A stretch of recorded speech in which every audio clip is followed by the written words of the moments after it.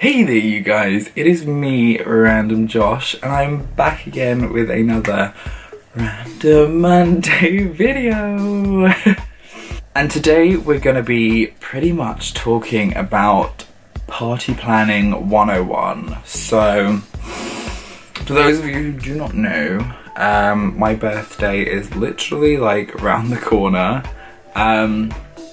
And it is a fairly big birthday for me, so it's my 21st birthday, so I'm in the current stages of party planning and things like that, and you know, parties are a big part of, for a lot of people anyway, not everyone, but they are a fairly big part of, you know, a birthday.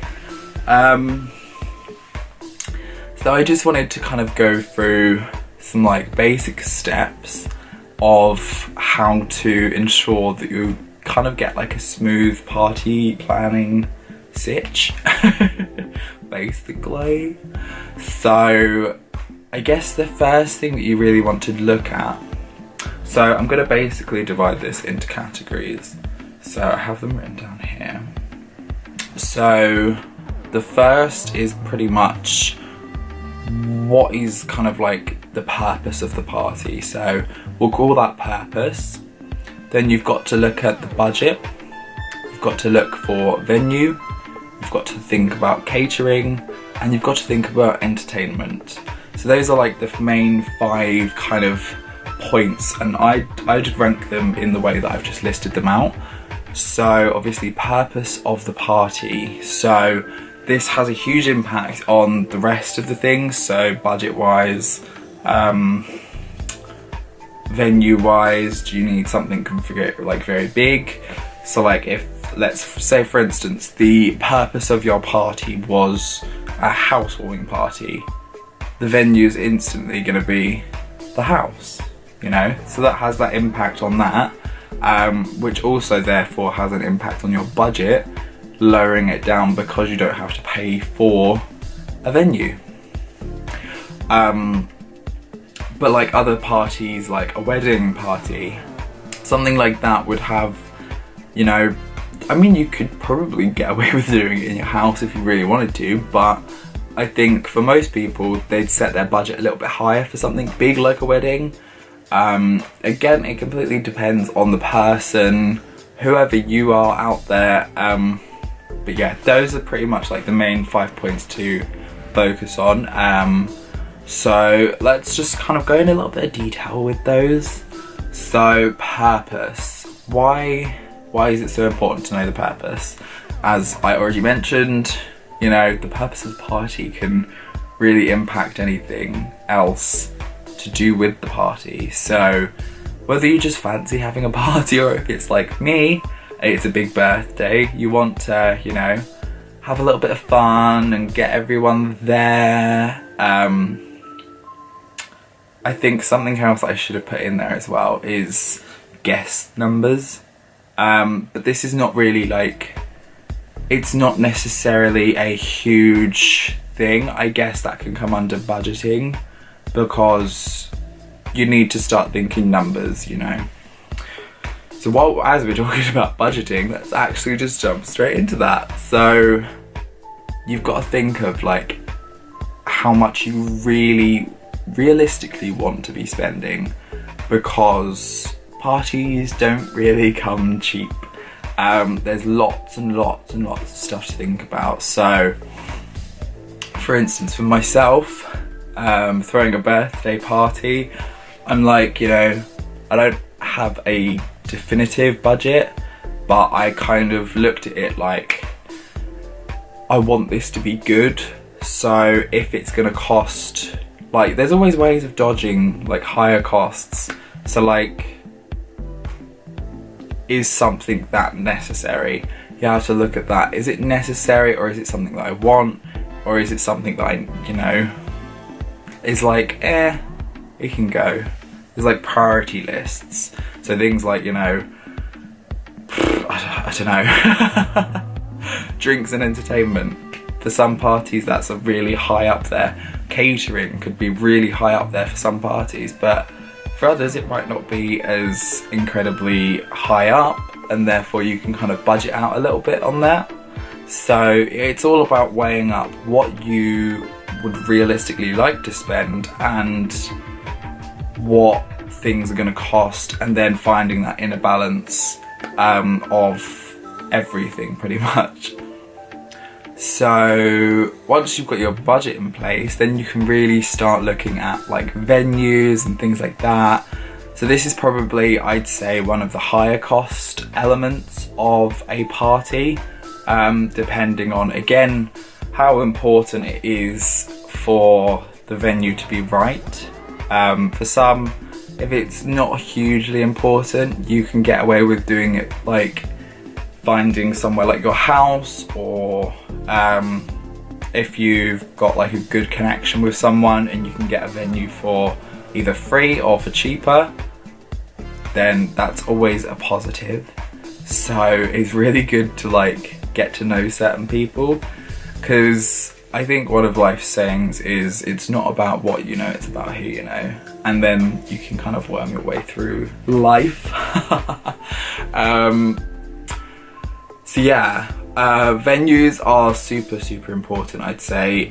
Again, it's varying on the, you know, purpose of the party. So just knowing what you want to envision as your party. So do you want something grand, like a manor house? Do you want something a bit more like, you know, less down the list and like, you know, just a hall? There's nothing wrong with a hall, by the way, because, you know, many a good parties have happened in halls. Even like those scout hall things, those are really good as well for like cheaper end, but still gives you a good space, because then you can spend money on other things that may be more important. See, budgeting 101. But yeah, so then once you've kind of narrowed everything down, gone and seen some venues, got some pricing, worked out what's kind of like the best option, you've then got to look at, well, now you've got all this space, what are you going to do with that space? So things like decorations, that is so important to decorate. Did I even put decorations on this list? I don't think I did. I totally didn't put decorations on this list, but I'm like literally losing the plot. I'm just kind of thinking of it as I go along. But we're gonna add decorations into venue because I think they do coincide quite well, because obviously, yeah, if you want to have a bland hall, have a bland hall. But if you want to zhuzh up the party, you can turn literally anything into something glamorous, or whatever you want. So say you're having a Halloween party, it's not going to be no one's going to get in the spirit if it's just a hall. Put up a few gravestones, get some like cobwebs. You can get that stuff like anywhere, online, like craft stores. Literally just like throw these little decorations around, and again, it's very much so impacted on the venue. It's on the purpose of the party. I think that's why that was at the top, because it is always going to be, everything kind of looks up to that. It's like the parent. So yeah. But yeah, so you don't want to spend, I would say decorations aren't like a huge spending point. Like if there's something that you really want, like a lot of people get the photo booths, which are generally a bit more costly. But for a decent party that you want, you know you're going to want to get some like really fun pictures from, I think they're really good. I've been to many parties which have had them. They're always like a talking point. You've kind of got that element of everyone gets their own little pictures, and they're really good quality as well. Like I have a load like up on my like wall there, which is really nice, and it's good to just keep little memories of events like that. But yeah, so majority of the decorations shouldn't be overly costly, so you should be okay with that bit, but it is still important just to kind of bring an entire party into like one mesh, like just make it look good. So next on my lovely list is catering. So as I mentioned earlier, this is not always going to be hugely important for a party, and there's certain levels. So like, do you want to do a sit down meal? For some parties that seems completely irrelevant and like so dumb. For other parties you may want to do like some lighter snacks, so like sandwiches, pastas, sausage rolls, like something that they can just, people can go up, eat themselves whenever they want, done. That's like probably middle, you know, I'm not even going to that level. I've literally got just like crisps and like peanuts and things just so people can snack on those, because I think there's so much more stuff to be done than, you know, going out and doing all this food, because then you've got to like do a lot of preparation, and that takes a lot of time, effort and money. So it's a good thing to think about. It's not just about the money, it's about the time and effort that you're gonna have to put in on the day of the party. So yeah, you can absolutely go ahead and choose whatever kind of catering option kind of best suits you. So like for a wedding, maybe that higher tier would be better. Again, it's not compulsory at all. You do you, girl. Everyone's got their own taste levels, and everyone has, you know, a unique opinion on this kind of stuff. So yeah, it's completely up to you, but for me personally, catering is not a huge thing. Like, ugh, it's just effort.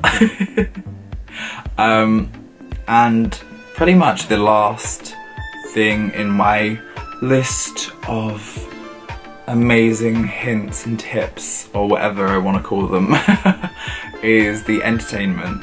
So again, this is something that is completely reliable on whatever kind of party you're trying to throw and what you envision. So for a lot of people, I think the standard thing is a DJ. DJ is, you know, the way to go forward. They can get you your music, everyone can get up and dance, and you can have a laugh. There's obviously other things that you can go down, but I think DJs are kind of like a good way of going, I guess. Obviously, again, if it is in your home, maybe, you know, you don't really need a DJ. You've got shuffle play, get some speakers, like some Bluetooth speakers, you're done. You can be your own DJ, and save yourself a fair little bit of money, because DJs don't come cheap either. So again, with like all of this adding up, you can already start to see like, whoa, you know, party planning can be quite an expensive little task. But obviously there are, again, ways around avoiding the craziness. And there's pros and cons, I guess, to everything to do with party planning. So maybe you want to save a bit of money doing something, but then the con of that is that something else may be impacted by that. So for instance, throwing a house party over at like a hall party, halls tend to be easier to clean up. House, you know, you're a little bit more on edge because all of your prized possessions are just like there. Stuff can get broken, you know, a lot more can go wrong at a house party. I've been to a few house parties with things getting broken, including my own. So I know the feeling of both, and there are pros and cons to both. So you've got to just really look into what's the most important thing for you as a person. Is it money? Is money not that much of a problem? And things like that, you know, just looking at the bigger picture and envisioning exactly what you want to see, what you want people to come in and think of the party. Do you know, want them to come in and be like, ooh, or do you want them to just, you know, have a good time, you know, be shocked? There's all different kinds. So party planning is very, very tricky, and you've got a lot of things to think about. So, you know, yeah. Anywho, thank you so much if you have managed to get through all of this, you know, me yawning on about party planning, but I thought it was so relevant because it is my birthday coming up. If you know when that is, you're a G. I love you. If you don't, find out. It's somewhere. You'll find it somewhere. Anyway, as always, thank you so much for watching this video, and I hope you enjoyed, and I will see each and every one of you guys in the next video. Peace out, bitches.